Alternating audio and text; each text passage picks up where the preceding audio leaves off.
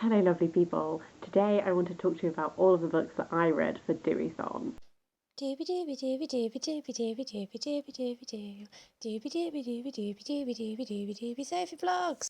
If you didn't see my Dewithon TBR video, Dewithon is a readathon that happens every March, which is dedicated to reading Welsh books. These can be books by Welsh authors, books by authors who have a connection to Wales, books that are set in Wales, whatever your heart desires. I always look forward to it every year. I saved up some books specifically to read, and I'm just going to dive in and start telling you about them. I thought I would go through in the order that I read them. The first book I read was In My Mind's Eye, A Thought Diary by Jan Morris. This is, oh god, I don't even know what number of Jan Morris's books this is for me. I've been working my way through her writing somewhat. I will be honest, this is my least favourite Jan Morris that I have read, which comes down to a couple of things. First of all, the format of this is essentially just it's a thought diary, so it is for a set period of time. Every day she wrote down something she was thinking of, and I think part of the problem of that format is that if this wasn't based around that principle, an editor could cut out some of the more boring entries. Whereas because the whole principle is that it's a thought every day, it kind of meant that you had to, like, they wouldn't have been able to cut out anything that personally I think could have improved the reading experience. My other thing is that this is very much like grumpy old woman. And I knew that going in. The thing that I love about Jan Morris's writing is that when she's at her best, she can do these really beautiful, reflective pieces. So my favourite work of hers is Trieste and the Meaning of Trieste, the Meaning of Nowhere, I think it's called, which is all about the city of Trieste, and it is part travel writing in that it is exploring this physical place, but a lot of it is combining history, her experiences, and very much like a pondering on what makes up the essence of this place that she loves so much. And I really loved that piece of writing. There were occasional flashes in this that also gave me that kind of a thing, that are these like lovely reflections that I enjoy reading. Unfortunately, just a lot of this was just her being very grumpy. And what I found difficult is that she bangs on about quite a lot how important kindness is, and then other entries are just horrible. Like, there's a whole entry in here that is just completely fatphobic. There's a couple of other ones that are like joking about things that I think are a bit inappropriate, or the way that she's joking about them just didn't land for me. And I just found it a bit rich for someone to keep banging on about how important kindness is, and then have like a whole bunch of these entries just be, in my opinion, a bit horrid. So this was not my favourite.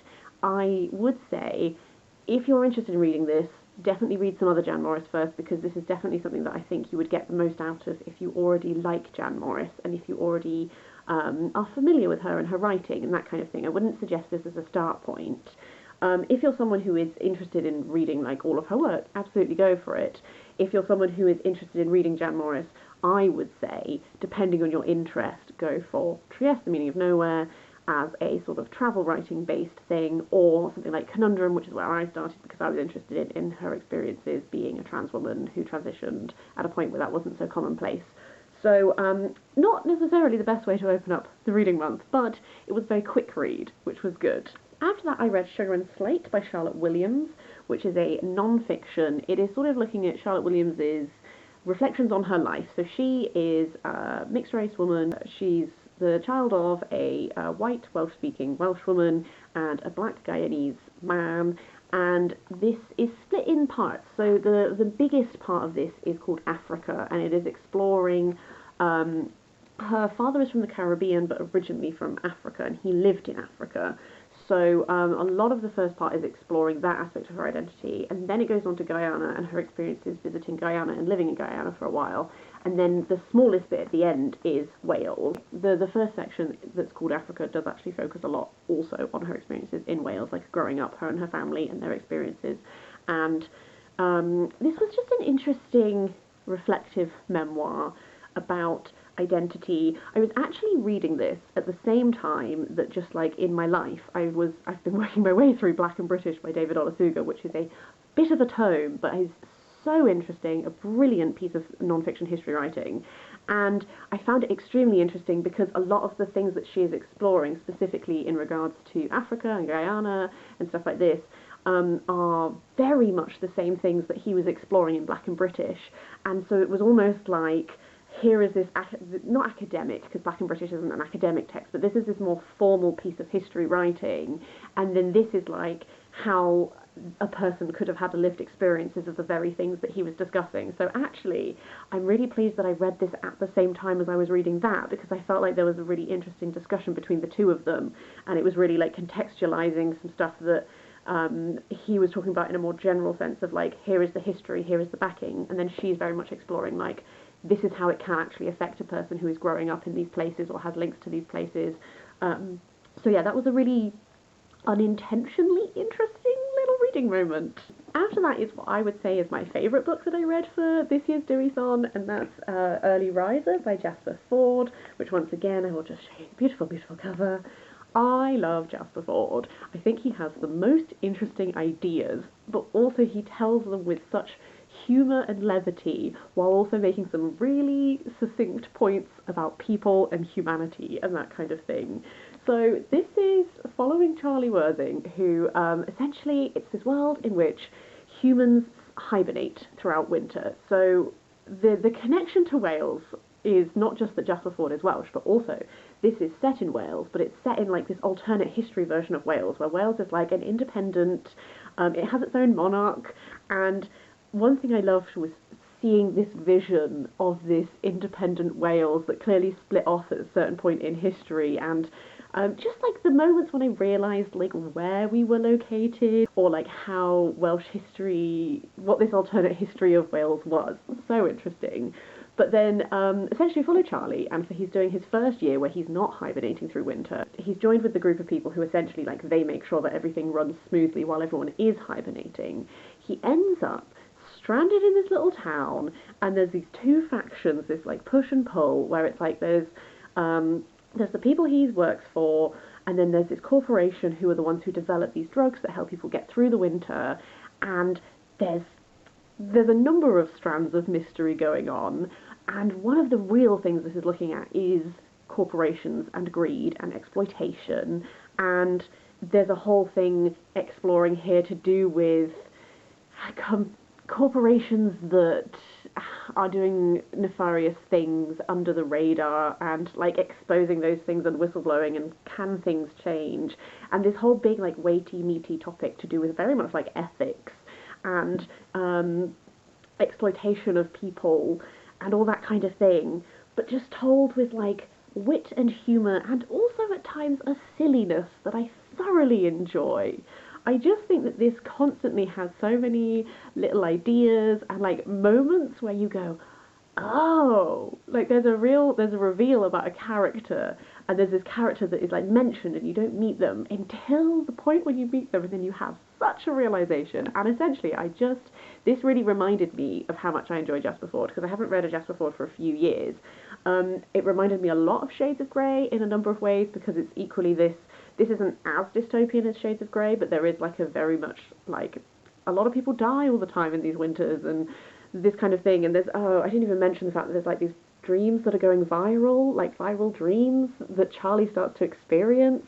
And there's just a lot happening, but never in a way that I felt like I was like, wow, so much is happening, blah, blah, blah. I was like, okay, I'm on board, I'm having a great time. So I really love this. It's a reminder to me that I need to read more Jasper Fforde, and I'm really looking forward to doing so. Next up is some children's literature. This is Black Maria by Diana Wynne Jones. This is my second Diana Wynne Jones. I didn't love this as much as I love Howl's Moving Castle. I wasn't expecting to, but I will say this was like a delightfully weird children's book. We follow Mig, and Mig, her mum and her brother are going to stay with her dad's aunt, who lives in this little village, and like none of them are very happy about it. When they get there, this woman is very bossy. She seems to like control a lot of the other people in the town, like they just do what she says. And then essentially at one point Meg's brother gets turned into a wolf, and then she's like, really got to sort this out.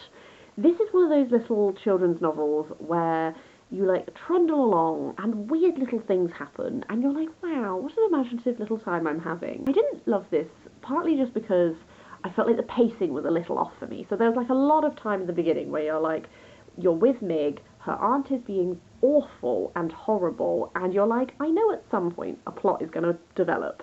But I think we spent a little bit too long where I was just like, God, I hate this woman, and I know I'm supposed to hate this woman, but I'm not really enjoying reading about this woman because I hate her.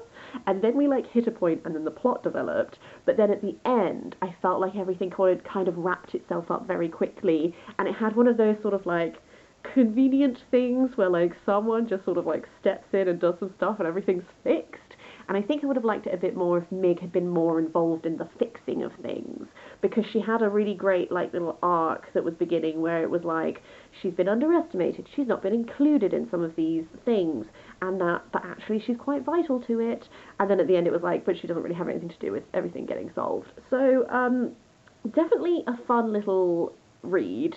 Not my favourite, but also not one of Diana Wynne Jones' best known books, so I will still continue exploring her, and this was fun to read. It's just not where I would be like, absolutely, you should read this. But if you are a Diana Wynne Jones fan, absolutely, a lot of fun. The last book that was on my TBR was The Story of Wales by John Gower, with an introduction by Hugh Edwards. This is based on the Hugh Edwards TV programme that ran on S4C. I haven't watched it, but he did a very interesting introduction before we dive into it. I did know a lot of this information already, but that's just because of other reading I've done. I think that this is a great beginning point for getting an overview of the history of Wales. Last Dewithon I read might have just been called The History of Wales by John Davies, which was super great, very, very in-depth. Potentially, if you were a new person to Welsh history, might be a little bit too much detail for you, might be a little bit overwhelming. In such a situation, this would be a great start point.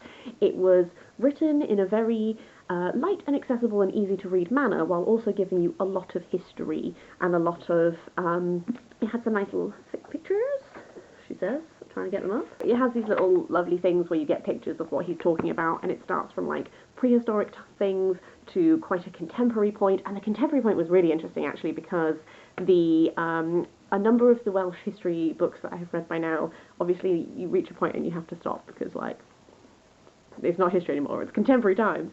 But a lot of them were written, they didn't cover the period of time that this goes up to, so that was a very interesting read for me personally. So this is one that I think is a perfectly good, very good book. I think I probably would have got more out of it if I had read it a few years ago, but I'm glad to have read it. And then the final two books that I read, I sort of went with the Arthurian link, whereby King Arthur stories have their roots in Welsh mythology and the Mabinogion and stuff like this, so I decided to try a couple. One I read on my Kindle was The Guinevere Deception by Kiersten White. This is a YA fantasy. We follow Guinevere, or is she? Essentially, she's on her way to marry King Arthur, but you very much get the sense that Guinevere is not her true name. There was a Guinevere who exists, and this person has taken her place. For what purpose? Why? We find out. I thoroughly enjoyed this. Read it so quickly, such an easy read, and I don't know if that's just because I had just finished Black and British by David Olusoga on my Kindle, which was a beast of a tome and took me ages, and so in comparison I was like whizzing, or if it actually was a very fast read. There were lots of things I liked about this. I was really intrigued by the setup. I liked some of the little reveals we got, some of that explaining of information, and I found it just eminently readable. I really sped through it. My critique would be, and it's not super a critique, I found it very obvious, some of the reveals. I felt like you could see them coming from quite a long time away, which is occasionally like frustrating because you're just like, when the reveal happens, you're like, yes, had predicted this piece of information. I think this is one of those where my enjoyment of the series would really hinge upon how it all came together, because this is very much like setting things up.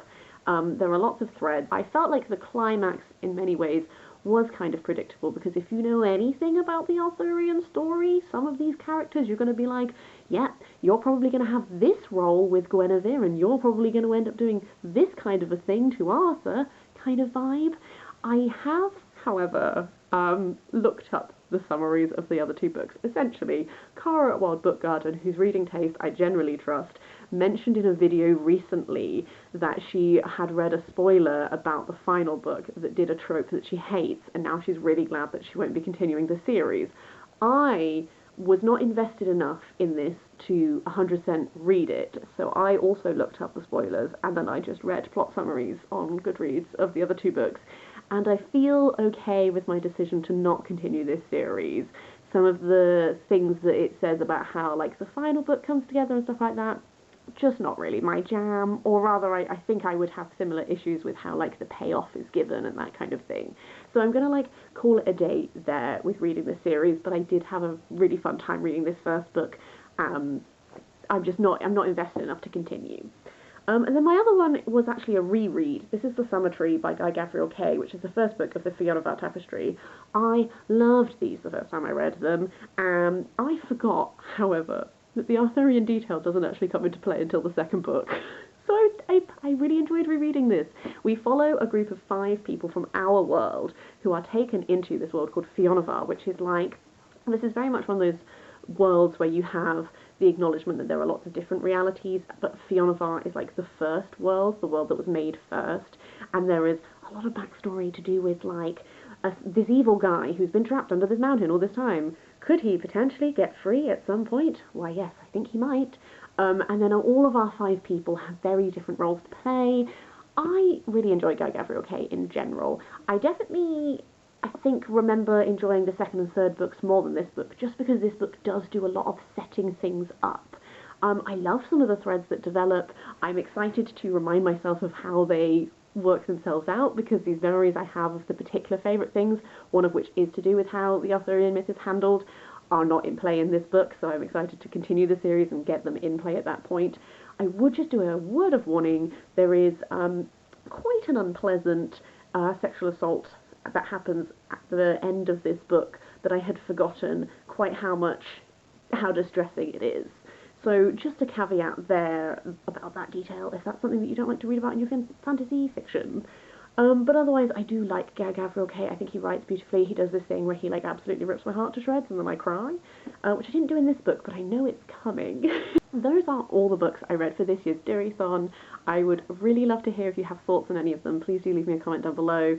Otherwise, or let me know what you read for Dewithon, any particular highlights or any recommendations for my next year's reading list, because I am always on the lookout and I file them away until the year passes. Otherwise, I hope you're having a really lovely day. I will see you next time for something different.